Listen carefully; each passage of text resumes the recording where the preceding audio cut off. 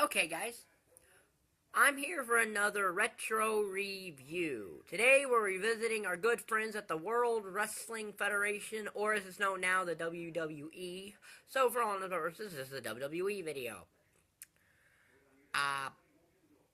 Of course, the retro reviews, if I didn't say it, or if you don't know, I review a show that happened in the past from WWE or WCW. Not ECW, with the exception of possibly 3 shows. Their first show, Very Legal, 97. Their last show, and Guilty as Charged, 2001. And December to Dismember, 2006. Those are about the only 3 I would do, because the first 2 I mentioned are historic for ECW. And they're historic shows in general, so... But it might be a long time before I do that. Anyway, today's retro review is the final... In Your House that was billed as an In Your House. As in Your House D-Generation X. What is it? 2 years. DX got so popular they got a pay-per-view named after him, and the next year The Rock gets a pay-per-view named after him. Now, the In Your House name carried over through No Way Out and Unforgiven in 98, but it was eventually dropped after Unforgiven, and it was really more of a subtitle than anything else. So... This is an 8-match card, so our maximum number of stars is 40. This took place on December the 7th, 1997. That's an ironic day here in American history, as that's the day that Japan bombed Pearl Harbor. So, yeah. And that'll actually come into play later, as to why that's kind of ironic, but, in the States, anyway. The rest of the world probably doesn't care, but in the States, it's kind of an ironic little date.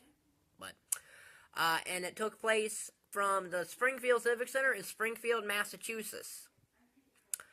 Like I said, our opening contest is the final match of the WWE Light Heavyweight Championship Tournament. It's Taka Michinoku versus Brian Christopher.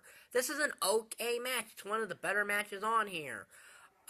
Jerry Lawler, you know, the whole Jerry's kid thing is around. Jerry Lawler denying that Brian Christopher is his kid, which everyone knew. But Taka Michinoku ends up winning this championship here with the Michinoku driver after, Brian Christopher missed the Tennessee Jam leg drop. And that's what the ironic thing is. The ironic thing is, as I said, this took place on December 7, 1997, and a Japanese guy is winning the WWE Light Heavyweight Championship. Now, not that I'm opposed to that, but given that that day is the day that the Japanese bombed Pearl Harbor in America here, that's where the irony comes from. That's really more what the irony comes from. More than when JR mentioned it at WrestleMania 14 when he mentioned it, it plays better here to say that it's irony here on this day, because that's the actual day Japan did bomb Pearl Harbor during World War II. So, anyway, 2.5 stars. Okay match. So then we get a 6-man tag match, the D.O.A. versus Los Boricuas. Another match with these two teams meeting, and it's not that great. It's a 1-star match. Miguel Perez fakes a knee injury, and then comes in, hits a somersault leg drop, gets the win. That's all there is. Coincidentally, this is Jose, Jesus, and Miguel representing Los Boricuas. Zayo Vega not at ringside. So, yeah, 1 star. So then we get a Toughman fight. Butterbean versus Marc Mero.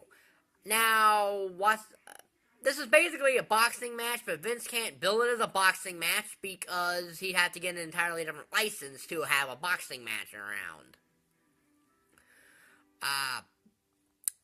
This basically, I think, also led to the Brawl for All, the idea of that failure that the WWE did in 1998 that was designed to make Steve Austin a viable, digress Steve Williams a viable challenger to Steve Austin, but he got knocked out by Bart Gunn, so that didn't happen.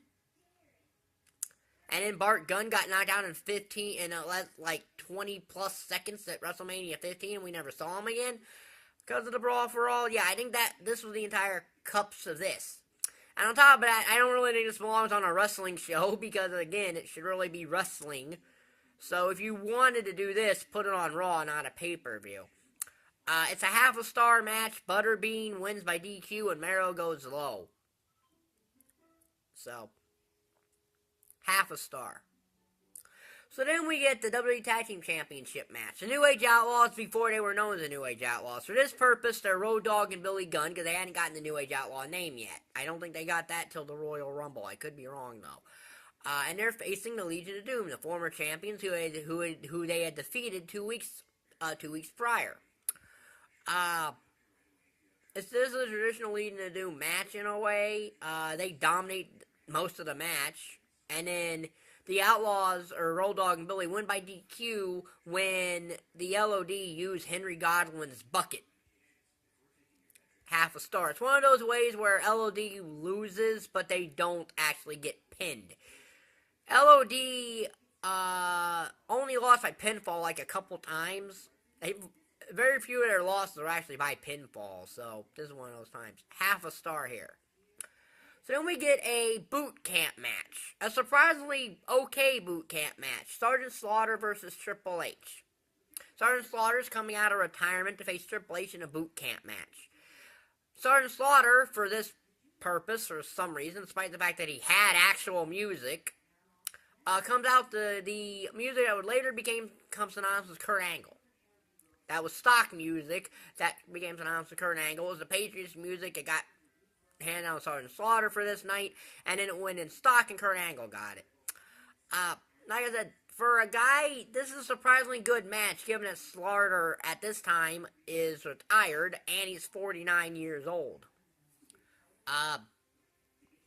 And they book it to where he comes very close to winning the match. Like I said, this is an okay boot camp match. It's not a boot camp match where it's just a basic generic brawl. It has some nice storytelling elements in it and stuff like that. Slaughter actually has a match won twice with the Cobra Clutch. Both times interrupted by Chyna. And the second time she low blows Slaughter, and then Triple H pedigrees him on a chair to get the win. 3 stars, actually. This was a much better match than I think it has any right to be. It's not horrible, and it actually isn't, it's a much better match than it probably has any right to be, so 3 stars. So then we get The Undertaker versus Jeff Jarrett. This is Jeff Jarrett's return to the WWE, and this is in-ring return against The Undertaker. And a match that really is more of making Kane look good, because that's really all that happens here. It's a half a star match. Lights go out during the match. Kane comes in, he choke slams Jeff Jarrett, which is Undertaker disqualified. Jeff Jarrett wins the match by DQ. And the announcers make a big deal of this, saying that Jeff Jarrett can now say he holds a victory over The Undertaker. A very shallow victory, but a victory nonetheless. Half a star. So then we get one of the matches that this pay-per-view is probably known for. At least it's the only match from this show that actually ended up in a WWE video game, WWE 2K16. As it's the WWE Intercontinental Championship match. Stone Cold Steve Austin versus The Rock. This is a historic match in a way because it's the first meeting of Austin and The Rock, who would become synonymous with meetings in the Attitude Era since they headlined 3 WrestleManias together. Even though Austin won the majority of them, as he won most of their matches. Rock's only victory over Austin came WrestleMania 19. That's his overall only victory as far as I know. So, but Rock's got the nation with him. Austin drives his truck to the ring. He backdrops D.O. Brown onto the truck, and then he stunners him on top of the truck. He takes Common Farouk out. Rock's got brass knuckles.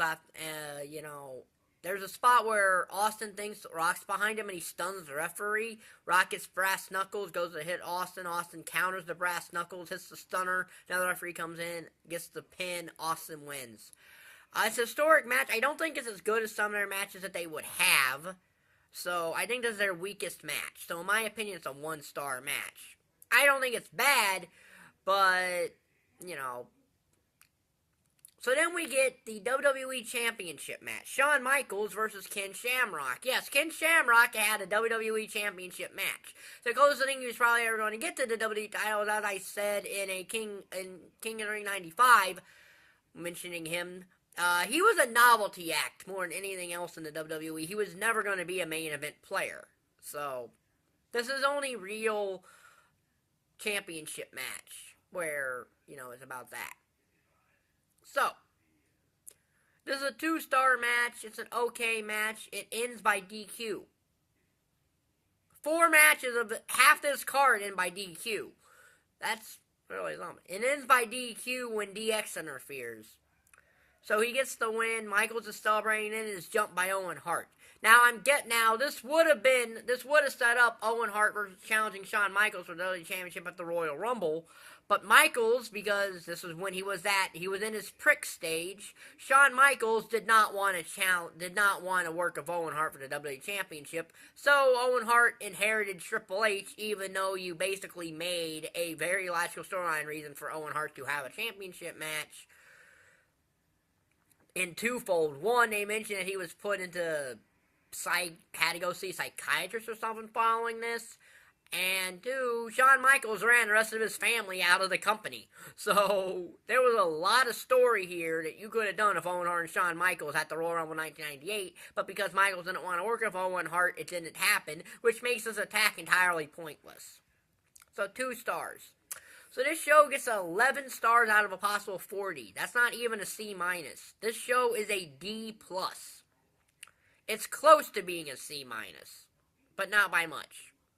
It's a D+. It would have to get at least 15 stars to be a C-, so it's close to that, but not quite.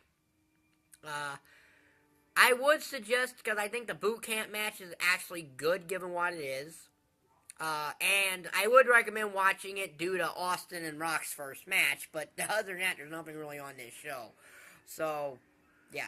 This will be my Retro Wrestling Review playlist. If you like this video, like button down there, subscribe button is down there, and thank you for watching. Bye.